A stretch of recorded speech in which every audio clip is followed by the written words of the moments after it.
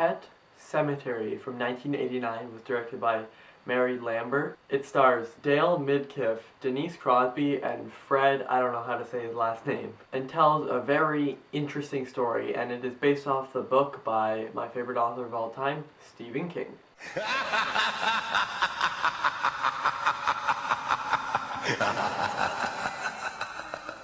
Now, if you've not seen the film, this review will contain spoilers. It did come out 30 years ago, so I would suggest this one. Pet Sematary is an interesting film.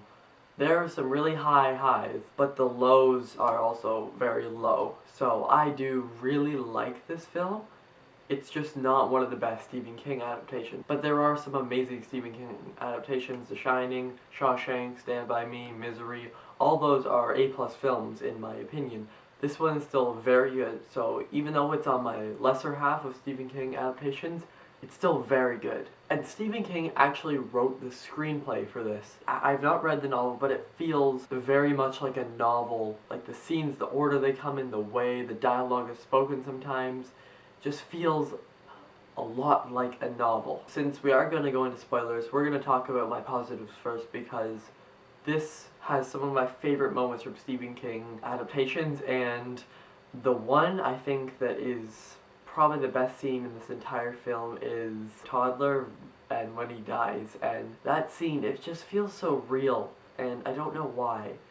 There's something about the way that it's edited that just made that scene all the more emotional. And then later on, where Lewis dug up his own son and he basically brought him back to life, but then he goes and the kid's trying to kill him, and he actually has to inject the thing into, I think it's his neck, and he basically has to kill his own son for good. That is just heartbreaking. And the scene that got to me the most, I'd say, because I'm a cat owner, is when he has to do the same thing with the cat, and he has to inject stuff into the cat, and he basically has to watch his daughter's cat die.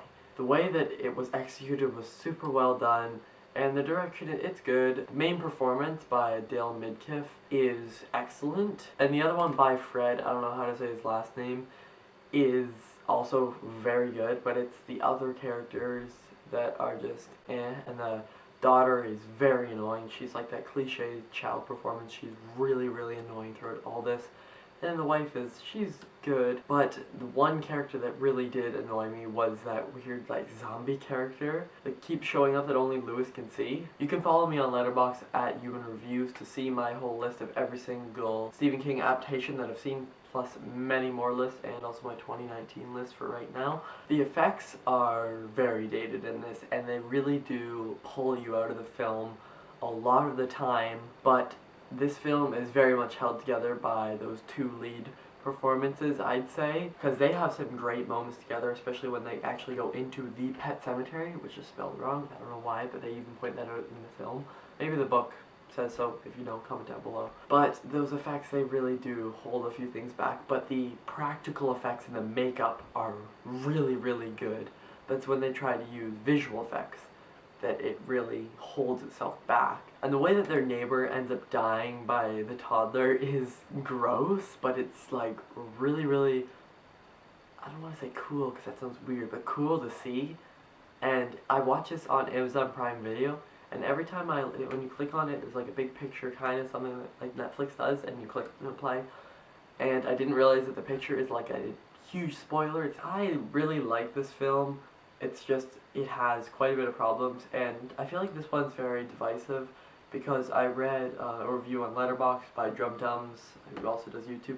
He gave this like 5 stars, and then in Chris Stuckman's review for the remake, which I haven't seen, he said the Pet Sematary wasn't ever one of his favorites. But I feel like this has a specific audience, and if you can relate to it, you'll like it more, and that's why I did relate to it, because of like the whole cat thing. The characters, they're not some of Stephen King's best. I had to look them up on IMDb to remember their names, and I watched this a few nights ago. And how do you like my new background? Some things have changed. I did a video on Instagram of me making it, so please check that one out. The way that it's shot and edited is pretty good. As I said, the editing is really good, and the scene where the toddler dies, but there were a few times where I was just like, what the hell? And this is 100% an 80s movie, and this time I'm saying it in not a good way. Sometimes you can say that in a good way.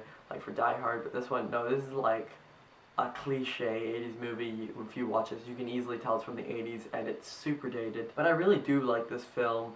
It's good. It's not great, but the actors, as I said, the two leads are very good, and the writing for the most part is good. It feels like a novel, and since it's adapted from a novel, that's a good thing. Story's good, and the practical effects are very good, and I'm going to give Pet Sematary a B. If you've seen this, I would like to know what you think, because there are many different opinions I've heard. Comment them down below, and I will have 2 other anniversary reviews. If you haven't already, go check out my Nightmare on Elm Street 1984 review. Next up is Sleepy Hollow, and after that, well, that's just a surprise. I'll see you guys next time. Over and out.